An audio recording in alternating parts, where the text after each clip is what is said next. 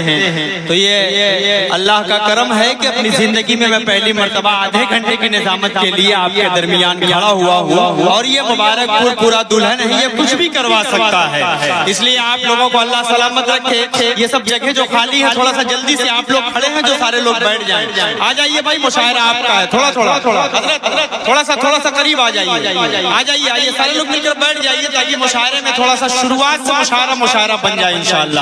آ جائیے سارے لوگ بیٹھ جائیے بھائی، آ جائیے۔ یہ دیکھیے بچے بہت بیدار ہوتے ہیں، بچے بہت زندہ دل ہوتے ہیں، لیکن اس میں تھوڑا سا اگر بڑے سپورٹ کر دیں گے انشاءاللہ تو یہ مشاعرہ اور خوبصورت ہو جائے گا۔ آ جائیے بیٹھ جائیے، آپ ہی سے کہا جا رہا ہے، تشریف لائیے، جلدی بیٹھ جائیے۔ میں چاہتا ہوں کہ اس پروگرام کا باضابطے آغاز کیا جائے۔ تمام شعراء کرام سے میں گزارش کروں گا کہ وہ جلد سے جلد اسٹیج پر تشریف لانے کی زحمت کریں۔ بہت خوبصورت مشاعرہ، کامل اعظمی صاحب جو کنوینر مشاعرہ ہیں، ان کی خوبصورت کنوینرشپ میں یہ مشاعرہ انشاءاللہ پچھلے سال کی طرح اس سال بھی اللہ چاہے گا تو بہت کامیاب ہوگا۔ اور نعتیہ مشاعرے کا جو مزاج ہوتا ہے، نعتیہ مشاعرے کی جو سوچ ہوتی ہے، نعتیہ مشاعرے کا جو شعر ہوتا ہے، وہ غزل کے کسی بھی شعر سے ہمیشہ بڑا ہوا کرتا ہے۔ اس لیے آپ لوگ ایک مرتبہ ہاتھ اٹھائیے، سارے لوگ ہاتھ اٹھا کر کہیے ایک مرتبہ سبحان اللہ۔ بہت شکریہ۔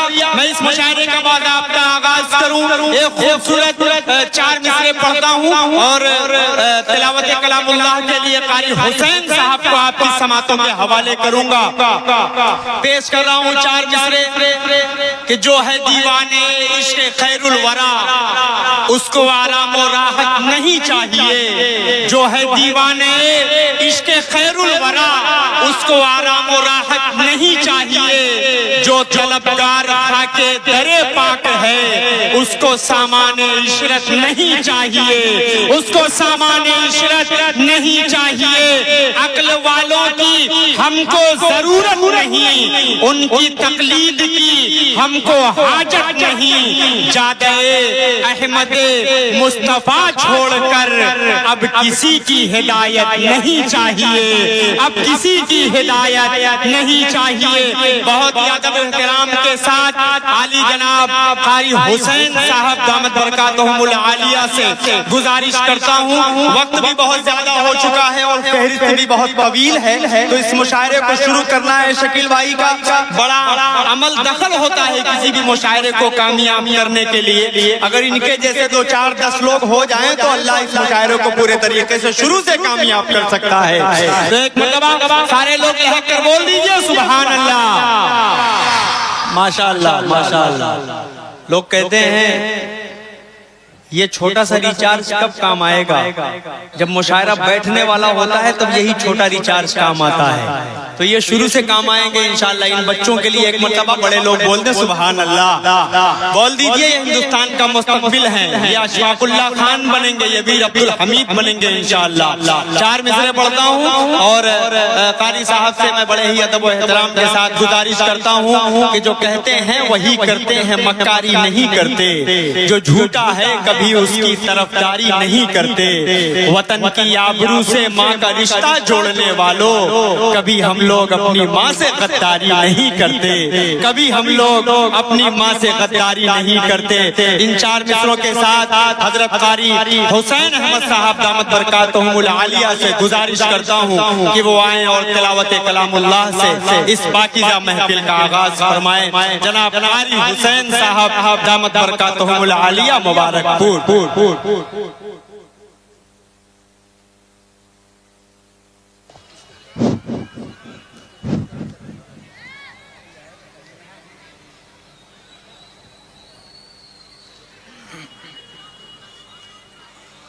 اعوذ باللہ من الشیطان الرجیم،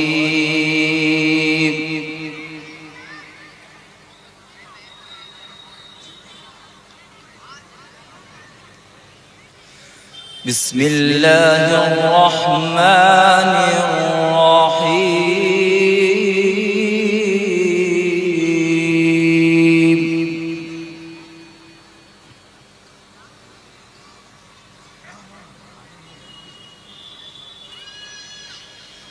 وجاء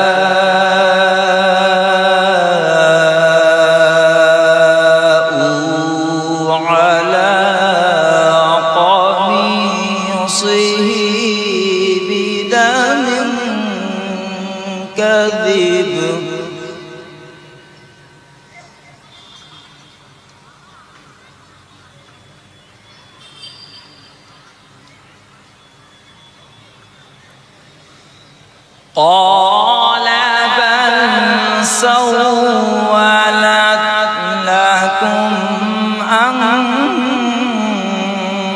أنفسكم أمرا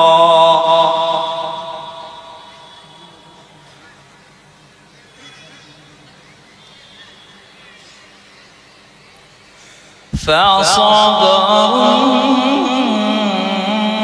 جميل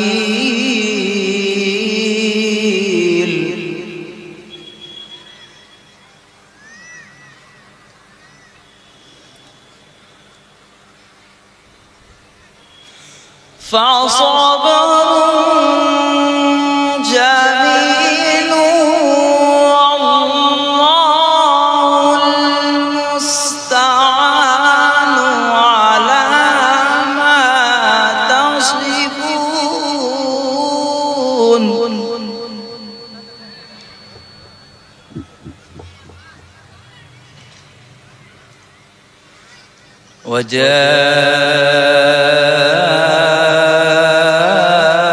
وجاءت سيارة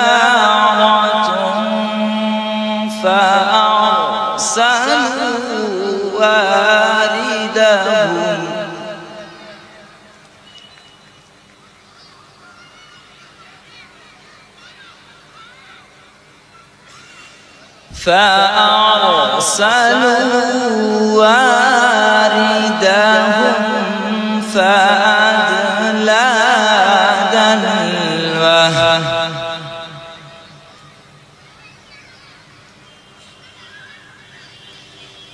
قال يا بشرى هذا غلام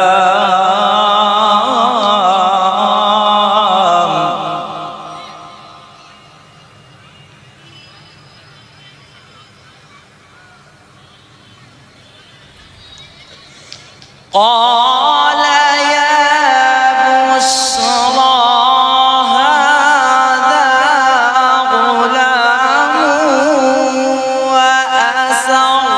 وأسروه بضاعة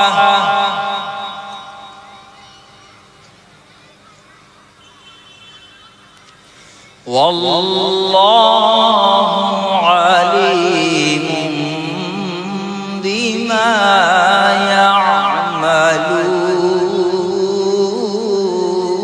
يعملون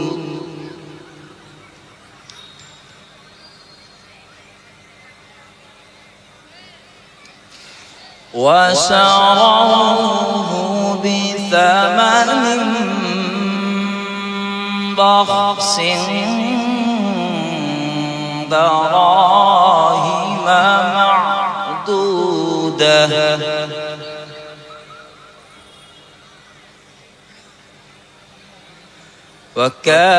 وكانوا فيه من الزاهدين